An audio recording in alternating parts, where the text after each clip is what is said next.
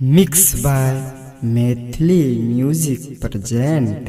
मीठी मीठी तोरा बतिया अंगिका एक्सप्रेस धारा कहा बचम present by Bihari entertainment music by और छत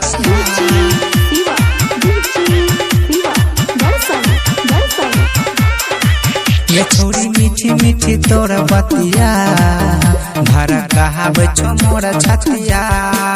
ये छोरी मीठी मीठी तोरा बतिया धारा कहा बचम मोरा छतिया। तोहर प्यारी प्यारी दोनों अखिया सुता दहन छो सारी रतिया।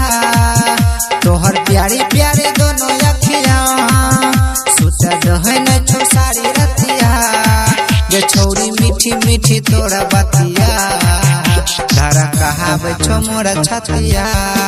ये छोरी मीठी मीठी तोरा बतिया धारा कहा बचो मोरा छतिया।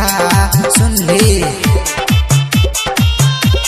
रिमझिम रिकॉर्डिंग स्टूडियो सुनरी बच्चापुर डीजे सनी बरसा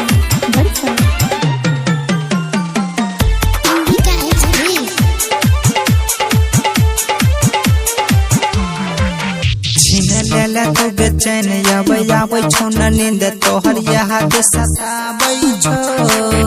आधी आधी रात में सुन हे गे रानी हमर मन बहकाबै छो। छीन लेला तो बेचैन आबै आबै छो न नींद तोहर याद सताबै छो। आधी आधी रात में सुन हे गे रानी हमर मन बहकाबै छो।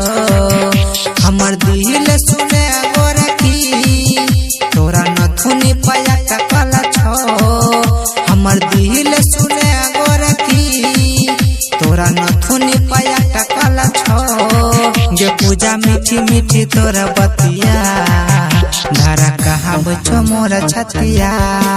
गे पूजा मीठी मीठी तोरा बतिया धारा कहा बचो मोरा छतिया।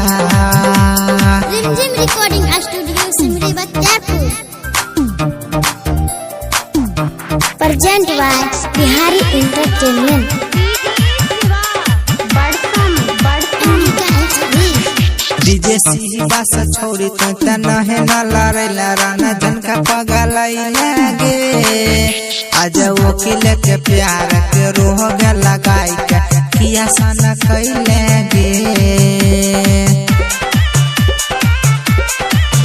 डीजे सी बास छोड़ी तो तनहे न लड़ैला राना जनका पगलै लागे।